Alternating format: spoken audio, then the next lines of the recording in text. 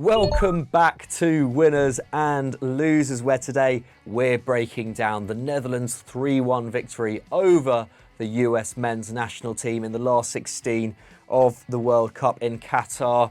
Kicking off the World Cup, kicking off the last 16 in style, Dukes, don't you think? I personally thought this was going to be a very boring game, and it turned out to be a pretty entertaining one. How are you doing, Dukes? I'm good. I really enjoyed that game. It felt really World Cup-y, if that makes sense. Two nations that we actually haven't seen play each other in a competitive fixture ever. It felt really, really unique. And as you were saying, we weren't probably expecting the most dynamic and entertaining game, but that's exactly what we got from minute one. I think the US started very much on the front foot. They got that amazing chance through Christian Pulisic early on.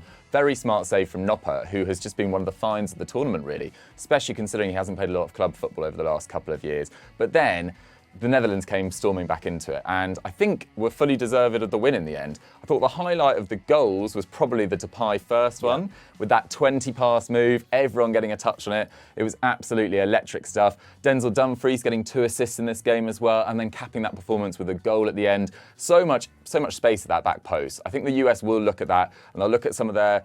I think they were basically very good between the boxes, but their decision-making in the final third and some of their one-on-one defending, I think, left a lot to be desired. I think XG had it about 1.9 to 2.2 in the US's favour, but I don't think that really tells the whole story, to be totally honest. I think a lot of those chances came fairly late on, and Louis van Gaal's army marched on. It's a great story. I mean, this is a guy who was suffering with prostate cancer last year. It's an amazing story that he's now fully recovered.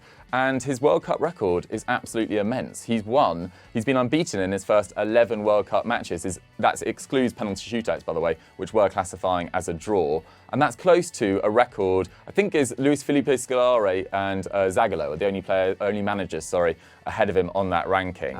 And considering everything he's been through over the last 12, 18 months, that's an incredible turnaround for him personally. And it just feels like that Netherlands squad is really peaking at the right time. They're fully behind the manager.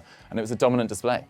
Yeah, for sure. I couldn't agree more, Dukes. I think, they have been criticised a little bit in the opening, in that group stage for being a little bit too defensive, being a little bit Van Gaal, really, isn't it? Lots, high possession. Well, I mean, not in this game, actually. They were a little bit behind on possession. But I guess, this is hopefully the Netherlands really coming alive. Obviously, Denzel Dumfries had a brilliant game. We will get on to the USA and how they can improve over the next few years. Obviously, they're hosting the World Cup in 2026 with Mexico and Canada, but we should, a little bit more shine on the Netherlands because, Denzel Dumfries, a goal and 2 assists today, 2 brilliant assists, by the way, especially that first cut back on first time to Depay after that brilliant move. Cleared Haji Wright's effort off the line when, he was left with, a pretty minuscule angle, but that was going into an open goal. Just in general, very alive down that right wing, and at left wing back, Daley Blind, who I think coming into this tournament, I think there are a few concerns about Daley Blind starting as a left wing back because obviously not the fastest player in the world, has played exceptionally well as a left back, but as a left wing back, I had my concerns. But got a goal today, very well taken. Got that assist, a brilliant cross in for Dumfries. Although who was marking him? Who knows? Anthony Robinson nowhere to be seen. And also, got 2 shots off himself, made 8 tackles and interceptions as well. I think that was really important, actually, because the US did bring the game to the Netherlands today. I thought they were, really impressed at points in their build-up in the middle of the park. But the Netherlands were just cutthroat in terms of winning the ball back in those areas and hitting them on the break. Obviously, we know that the US's centre-back pairing are not the fastest in the world. I think Tyler Adams as well wasn't good enough today. I think he's had a good tournament, but at fault for 2 of the goals in defining moments of the game. So I think Tyler Adams won't be happy with his display, and I think that was probably I think the US this tournament, it has been all about that midfield 3, hasn't it? And I think today the Netherlands were able to play through them, and that was the key to their victory.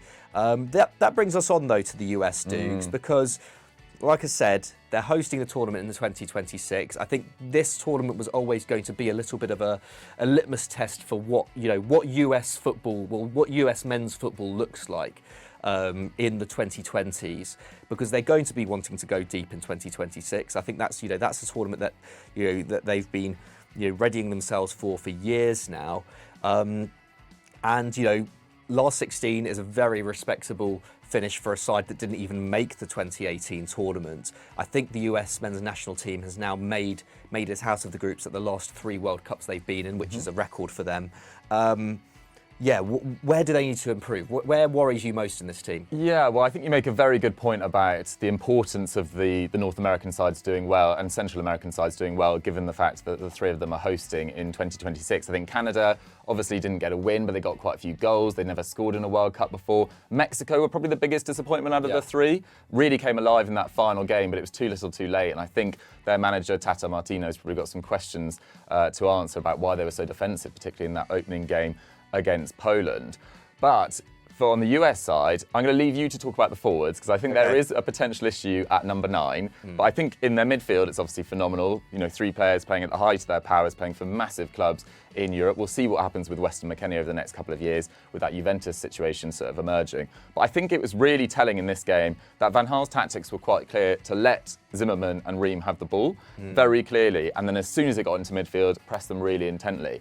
And Gakpo and Depay were mainly blocking the passes out wide rather than through the middle. And because they just knew that Ream and Zimmerman, for all their strengths and as well as they played in this World Cup at points, probably aren't the best progressors of the ball. The players you'd be happy to see have 30, 40 passes in those areas. Zimmerman, probably a big question over his head, over his future as well. I think that penalty in the Wales game has really come back to bite them. And in terms of centre-backs for the future, Tim Ream's 35 as well. Yeah. So he's not making it to the next World Cup. Surely. That surely is. And it's a real shame because he's having a bit of a late sort of renaissance in his career. I think I saw Pep Guardiola say the other day that he wishes he was 10 years younger, which is absolutely mental. Cameron Carter-Vickers is a player that I hear Chris Hamill talk about a lot in glowing terms from his work at Celtic. It's great to see him really establishing himself as a sort of growing force in the game after a really difficult spell at Spurs and out on loan at numerous clubs. So he's maybe someone that could come in. We've got Joe Scally, who's an emerging right-back at Gladbach as well, who can compete with Serginho Dest. But I actually thought Dest had a surprisingly good tournament. And for a player that gets a lot of flack for his work at Barcelona, I actually thought he delivered on the biggest stage. Yes, he was at fault for one of the goals today, along with Tyler Adams for not closing down Dumfries before the Blind goal.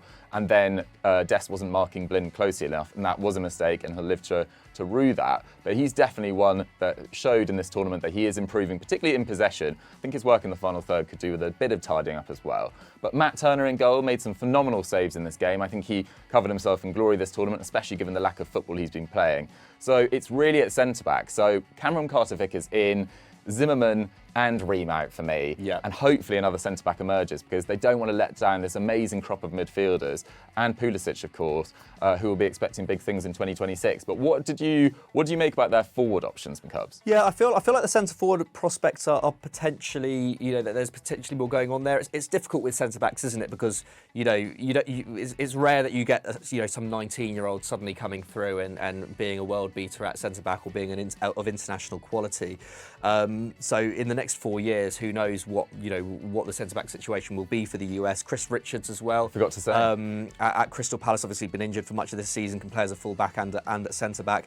It'll be interesting to see what his development is like in years to come. But yeah, at centre-forward, obviously coming into this tournament, Haji Wright was a surprise inclusion. I thought he did look really good when he came on the pitch today. Obviously, that finish. Does he mean it? I don't know. I really hope he does. I really hope he does. It's so perfect. It's the only finish that could have gone. He'll claim it. So yeah, he will definitely claim it. And his anticipation to get to the ball. I can't remember who passes it back to the keeper and he latches onto it to win that corner. Anyway, Memphis Depay, was it Memphis? Actually, yeah. So he looks pretty bright, but they're not short of forward options. Timothy Weah alone, he wasn't played at centre-forward, but his goal against Wales I thought was superb. A great ball into him, I think, from Pulisic in that first game.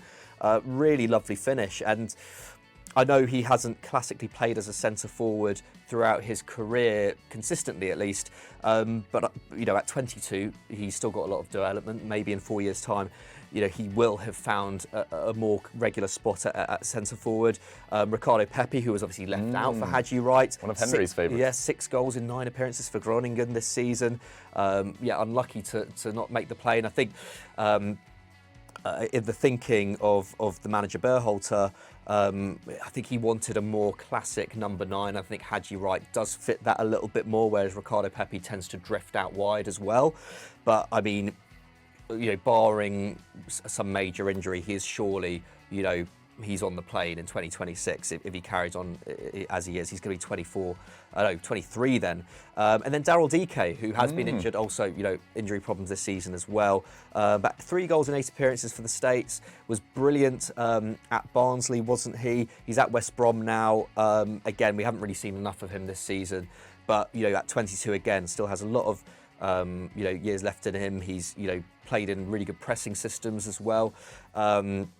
And is a very physical centre forward and kind of quite an intelligent centre forward who can bring other players into the game. So, yeah, they've got a lot of options there. Conrad De La Fuente as well on the wings. We haven't seen him in a US shirt for a while. His career hasn't been quite as exciting since those early games for Marseille last season. But yeah, there are a lot of options there. But I think the other major change that probably will happen before the next tournament, I think Berhalter, he came into this tournament under a lot of pressure. I think he proved a lot of doubters wrong in terms of, they're quite methodical kind of approach to the groups ended up, paying off in terms of, holding Wales and England to draws and then, going more at it against Iran. They gave England a really good game.